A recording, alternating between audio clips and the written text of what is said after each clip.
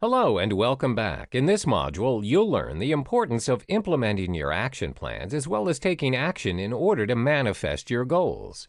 Planning is not everything unless you take action. Think clearly and count the number of times when you think about goals and compare with the number of times when you take action. The number of thoughts and mere plans would obviously be more than you're taking action. Think of problem solving and execute your thoughts or plans by taking action. Problems are a part of life, and you would confront them on your journey to success very often. Prepare in advance about how you approach and overcome them. Start small, and consistency is the key. Let's imagine whatever you want to be. An example, a skillful chef with artistic food presentation. You always need to start cooking and prepare food on a daily basis, twice to thrice a day. You would watch others doing it, learn from their tricks, practice simple recipes first, with simple ingredients, and then carve your way up to work harder on complex processes. The simple early steps in taking action. Let's assume that you've determined the steps of taking action for a plan or a goal. The first step is to jot down a goal and write down the plans for execution in simple 5 to 7 steps. Secondly, you need to be a critic of your own plan because there's no one so desperate to achieve your goals other than you. The execution of your plans. There are 3 important steps which will aid you in the execution of your plans. 1. Ensure your plans and goals turn into action. 2. Plan the sequence of your actions. 3. Start one habit at a time. 4. Write down your plans. First, make sure your plans and goals turn into action effectively, for efficient progression needs to be done gradually and in a consistent manner. Look cautiously at the lists and things you have in your action plan along with management plan as a backup.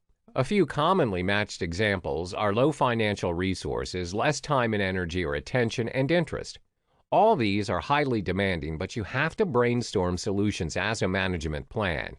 For instance, plan your savings and start to save money from now. Ask a friend's help, listen to a motivational speaker, and so forth. Secondly, ensure and carefully plan the sequence. Identify which plan would be implemented step by step and with grace. The orderly structure and points from which action needs to be taken by you is of the utmost importance. Sequence matters when you're planning to execute a long-term goal or plan. Long-term plans always have some systematic steps and orderly management, so you have a more realistic approach in achieving your goals. Prioritize and pick one goal that demands urgency and which you're able to execute immediately. In this stage, immediate goals are the focal point. Bring all steps of the goal together and analyze them as an overall task. Note the possible potential challenges the specific goal might have and list management options for the probable challenges. Things to do also include whole management plans to prevent you from challenges leading to barriers. You must decide a deadline for each step and keep moving towards success using a wide variety of methods. A blend of different activities never lets you down. The third element in the execution of your plan is to start one habit at a time. Sometimes great plans demand equal amount of flexibility and rigidity to control the actions and managing of your own behavior. The fourth step is to write down your plans. An American psychologist claimed something effective about writing down your plans to attain a clear idea on where you're headed. Writing is therapeutic. It is a fact since centuries from the start of psychology. But Dr. Gail Matthews, as a professor at the Dominican University in California, discovered that mentioning goals and dreams on a daily basis in a regular pattern is associated with achievement of desires as compared to those who don't do it. This is a small action and can be done in a few minutes daily. The best time is again before sleep, but one can do this any time of day. You'll be more likely to be a winner often than a loser. Writing the goals is both the element of science and an art. It portrays how goal setting works. The principle is based on how the brain works. Neuropsychology stands here and presents 2 brain sides connected and wired electronically by corpus callosum. Left side as imaginative to let you think, and left hemisphere as literal makes you plan and act by pushing down the dream signals via spinal cord to all your body parts.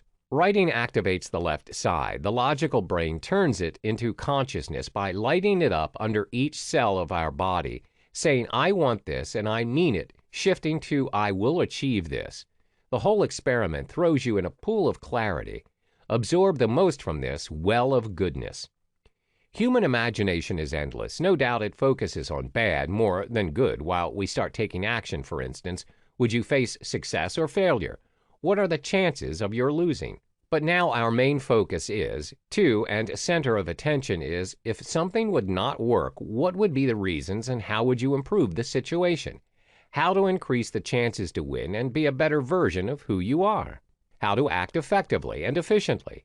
Achieving such goals require a tremendous action plan and strategy to have your hands on your goals that you want to achieve. Be realistic, stick to facts in your action. In contrast to the plans, visualize rational outcomes, visualize what you expect good for you to transform your life. Do not be too hard on yourself, no matter how hard it can be during the execution of your action plan. Completion of a task, whether you succeed or not, is also a new beginning.